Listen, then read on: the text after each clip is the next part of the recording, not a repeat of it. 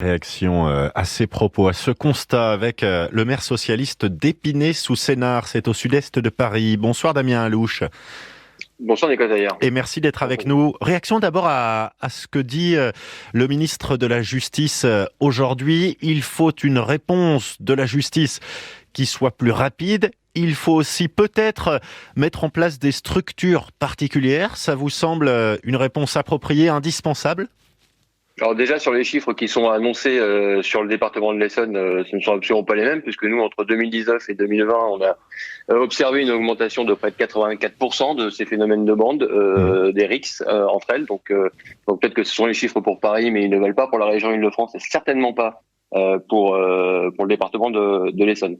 Après la réponse judiciaire évidemment doit s'adapter au regard des situations qui évoluent. On note un abaissement effectivement de l'âge de ces gamins qui sont impliqués dans ces RICS avec des conséquences absolument dramatiques comme on l'a vécu la semaine passée. Donc la justice doit pouvoir effectivement s'adapter, mais la réponse ne peut pas être que judiciaire. Abaissement de l'âge, ça se traduit comment ?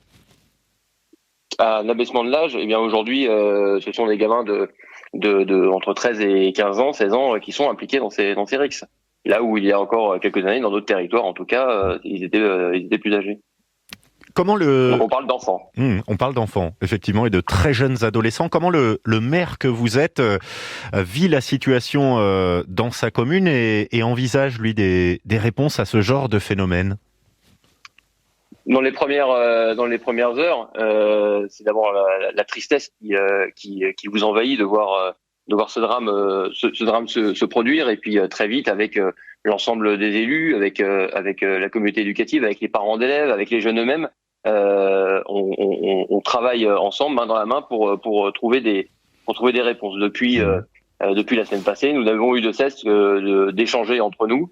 Je veux dire, entre les profs, les instits, les parents d'élèves, les jeunes, ils sont rentrés aujourd'hui, on a commencé à parler avec eux, parce qu'en fait, les raisons sont multifactorielles, les réponses seront multifactorielles. Et nous, ce qu'on réclame sur le territoire, c'est évidemment que cette prise en compte, qu'on soit écouté, qu'on soit entendu sur ce qu'on cherche à avoir.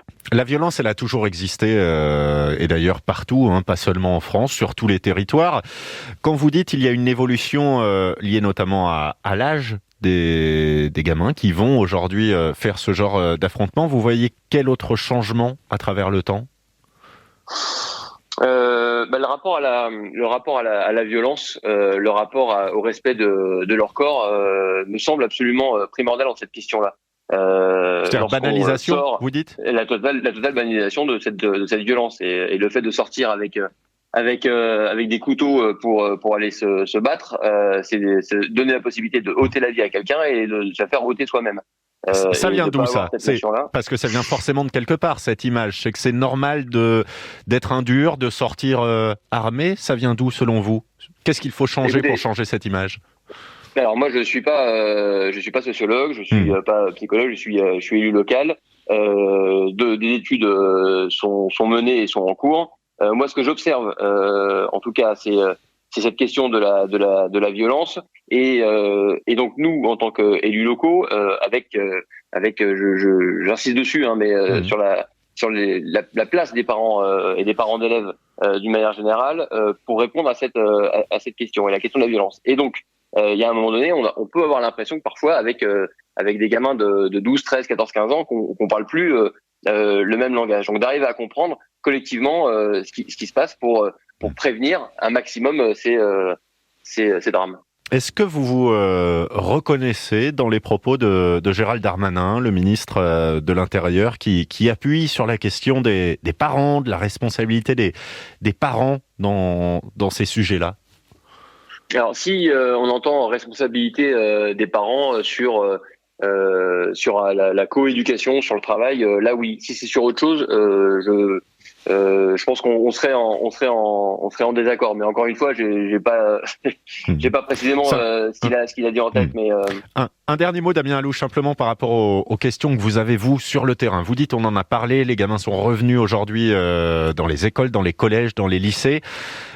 Quelle est l'atmosphère du côté enseignant, par exemple ? On vous demande quoi ? Alors, on nous demande en premier lieu, évidemment, de faire en sorte de travailler avec la police nationale, de sécuriser les établissements. Et c'est bien naturel. Et d'ailleurs, à ce titre, je voudrais les remercier pour leur présence.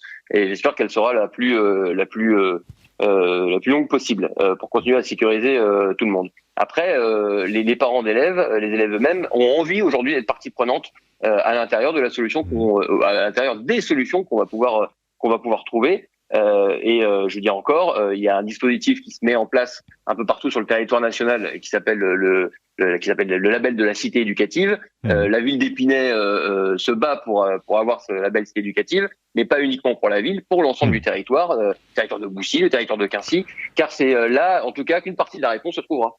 Damien Allouche, maire PS d'Épinay, sous Sénart au sud-est de Paris. Merci beaucoup d'avoir réagi ce soir sur France Info.